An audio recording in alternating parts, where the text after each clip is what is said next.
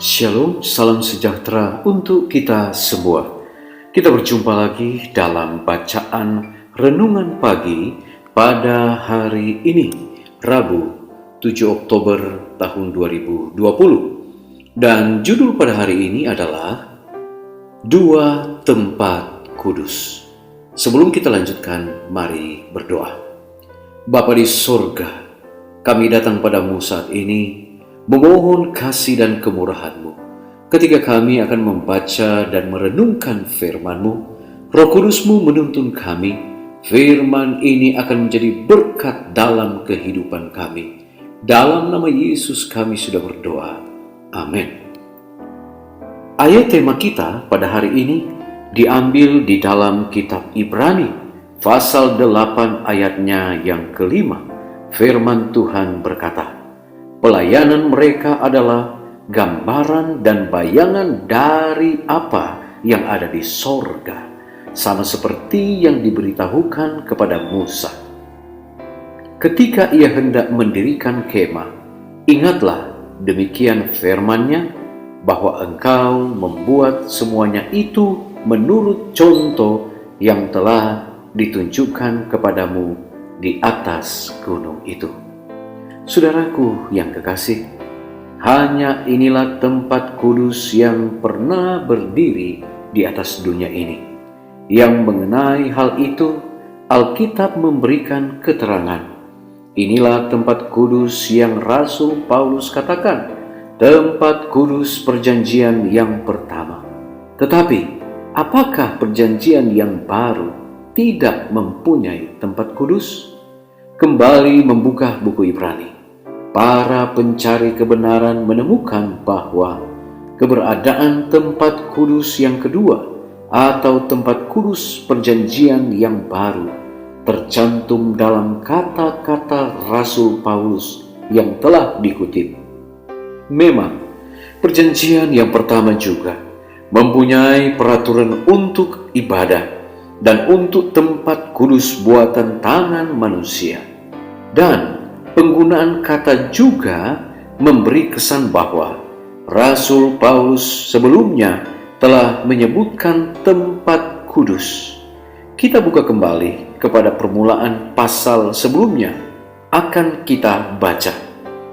Inti segala yang kita bicarakan itu ialah kita mempunyai imam besar yang demikian, yang duduk di sebelah kanan takhta yang maha besar di sorga, dan yang melayani ibadah di tempat kudus, yaitu di dalam kemah sejati yang didirikan oleh Tuhan, bukan oleh manusia.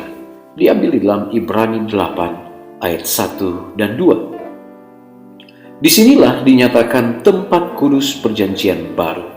Tempat kudus perjanjian yang pertama didirikan oleh tangan manusia, dibangun oleh Musa, dan yang kedua ini didirikan oleh Tuhan, bukan oleh manusia.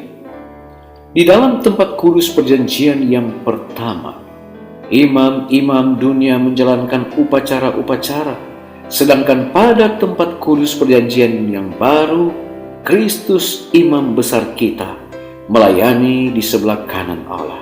Satu bait suci ada di dunia ini, dan yang satu lagi ada di sorga. Lebih jauh, kemah suci yang dibangun oleh Musa dibangun sesuai pola atau contoh. Tuhan menuntun dia, menurut segala apa yang kutunjukkan kepadamu sebagai contoh kemah suci dan sebagai contoh segala perabotannya, demikianlah kamu harus membuatnya. Dan sekali lagi perintah diberikan. Dan ingatlah bahwa engkau membuat semuanya itu menurut contoh yang telah ditunjukkan kepadamu di atas gunung itu. Keluaran 25 ayat 9 dan ayat 40. Dan Rasul Paulus berkata bahwa kemah suci yang pertama itu adalah kiasan masa sekarang. Sesuai dengan itu dipersembahkan korban dan persembahan, bahwa bilik yang kudusnya adalah melambangkan apa yang ada di sorga, bahwa imam yang mempersembahkan persembahan sesuai dengan hukum adalah gambaran dan bayangan dari apa yang ada di sorga, dan bahwa Kristus bukan masuk ke dalam tempat kudus buatan tangan manusia yang hanya merupakan gambaran saja dari yang sebenarnya, tetapi ke dalam sorga sendiri untuk menghadap hadirat Allah guna kepentingan kita.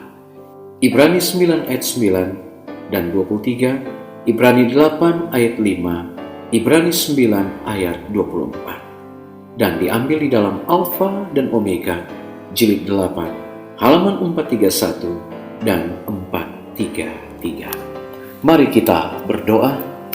Bapa di sorga, kami bersyukur oleh karena pagi ini kami boleh kembali mendapatkan penerangan sehubungan dengan bait suci, di mana ada 2 tempat kudus yang kami boleh pelajari, baik yang berada di bumi ini maupun yang berada di dalam kerajaan sorga.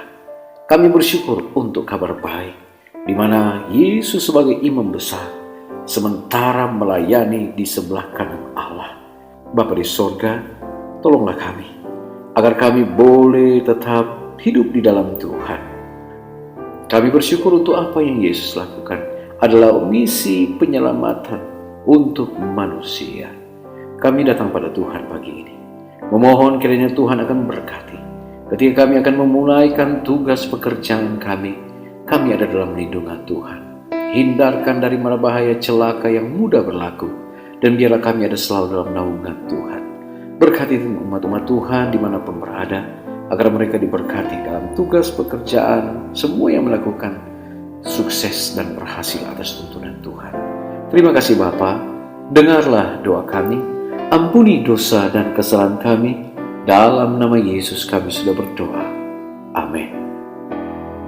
Baik saudara-saudara, pertemuan kita pagi ini telah selesai. Kita akan berjumpa lagi besok. Sampai jumpa, Tuhan Yesus memberkati kita. Shalom.